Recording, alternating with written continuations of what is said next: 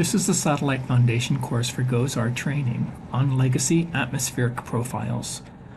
These satellite retrievals of temperature and moisture use GOES-R ABI data in lieu of sounder data. I'm Scott Lindstrom, and I'll be guiding you through this training. At the end of this training, you should be able to describe the differences between legacy atmospheric profiles and GOES sounder profiles, the sounder profiles from GOES 13, 14, and 15, understand how and why legacy atmospheric profiles are created, and be familiar with some uses of the products. On this slide of GOES-R baseline products, legacy atmospheric profile products are boxed in yellow. They include atmospheric profiles of temperature and moisture, and stability indices derived from those profiles, such as CAPE and lifted index, and total precipitable water. Legacy profiles are meant to fill the gap caused by a lack of the GOES-R sounder. GOES-R does not have a hyperspectral sounder. The GOES 13 through 15 sounder had better spectral coverage than ABI, but ABI beats the old sounders in spatial and temporal resolution. ABI does a full disk in 10 minutes. The GOES 13 through 15 sounders did a fraction of the disk in an hour. Here is the old sounder spectral response function plot. Let me toggle between this and the ABI spectral response function plot. The sounder has a cluster of observations around 14 micrometers and 4 micrometers that are missing on the ABI. Also, ABI spectral response functions are wider than on the sounder. There is similarity in the water vapor detection, however, if you compare the sounder and the ABI.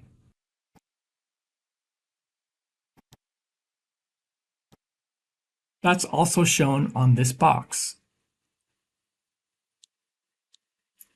To get more vertical information, that is layers with independent pieces of data, into the ABI profiles, data from GFS forecasts are also used. ABI data corrects the GFS forecast, maybe by nudging the forecast toward the observations, and you get more layers of information than you would with ABI data alone.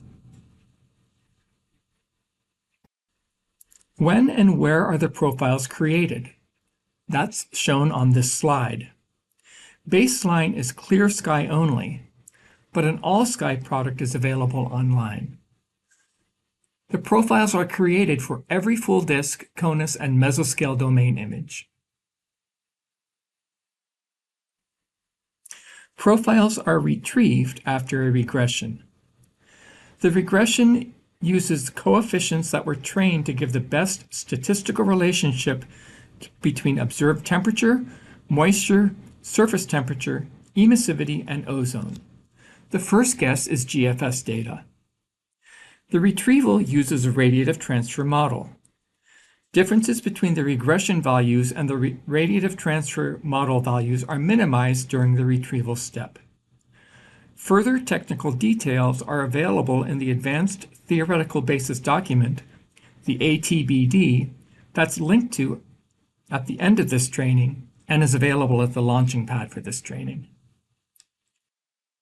Clear fields of view are necessary in 5 or more of the 25 pixels used when the legacy profiles are being created. Read through the rest of this slide and pay special attention to the weighting function postage stamp down at the bottom. It shows where information from the individual bands is being detected. The 3 water vapor bands detect information from mid-troposphere. The ozone band sees information aloft. The rest of the ABI bands mostly sense the surface. So not a lot of mid-tropospheric temperature information is present in the ABI channels in clear skies. That's why you need to supplement things with GFS model data. This toggle shows the improvement in bias that arises from the ABI data. You get a lot more improvement in moisture than in temperature. Part of that is because temperature is better predicted than moisture. Why is the improved moisture between 700 and 300 millibars? That's where the observations occur. Recall what you saw here with the weighting function. You'll notice that in clear skies for a US standard atmosphere, the water vapor information is coming from levels between 300 and maybe 800 millibars.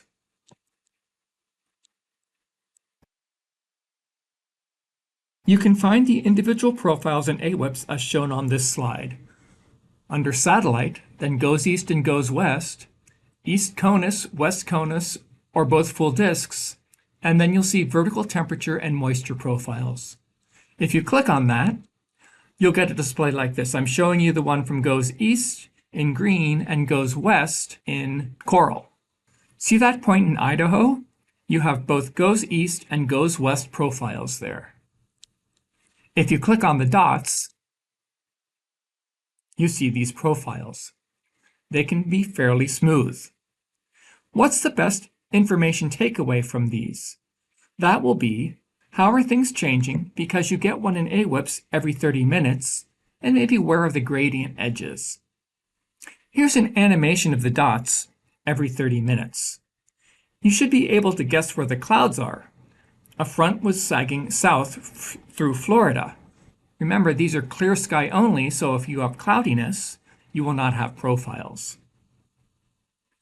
If we click on this point near Slidell, we'll see a lot of profiles and sharp that we can animate. What can you infer from this animation? This would be a good data source for example, tracking moisture return. Could you see cooling in advance of clouds with an approaching storm system? And how might that cooling affect rain and snow chances? How about the melting level if you're worried about hail in the future? You can probably think of other reasons for using these every 30-minute profiles in AWIPS. The profiles are also converted into horizontal fields that might make the data digestion process a little bit quicker. Cape fields are on the left here, where the bounds have been changed to 0 to 3000 from the defaults of 0 to 5000. Never be afraid to change AWIPS defaults. This might help you decide if convection will grow with time. Other stability fields can also be shown, like lifted index, and total precipitable water is there as well. Maybe this can show you where an atmospheric river exists and how it is changing in the short term. Legacy atmospheric profiles were evaluated at the hazardous weather testbed in the past, and the forecasters there highlighted some strengths that I've mentioned already. Perhaps the absolute values of the products shouldn't be used if you're looking for thresholds, but gradients are well represented and how things are changing with time. Both of those can be useful. Here's an example of convection upstream of larger Cape values. What might occur as the convection moves toward the greater instability? Not surprisingly, it intensifies. There are likely dynamic reasons for this in addition to the thermodynamic reasons highlighted in the Cape fields. In this example, note how the high Cape values intersect the slight risk region over North Dakota. This might help you focus your attention as you await convective initiation. As always, compare these satellite fields with other data sources. In this case, perhaps mimic total precipitable water fields can be consulted online, or when ALPW fields are in AWIPS, overlay them to get the best idea of how TPW fields are evolving with time. If clear sky only is a problem, in other words, if there are lots of clouds, like in this image, refer to this website shown to see the all-sky estimates of the horizontal fields. In these fields, modified first guess fields from the GFS are used in regions where the retrieval fails, that is, where it's cloudy. In clear regions, you're getting data influenced by the ABI observations. Here are some relevant links. You can also see these links on the launching page. This concludes this short training. Please read the summary, and thank you for listening.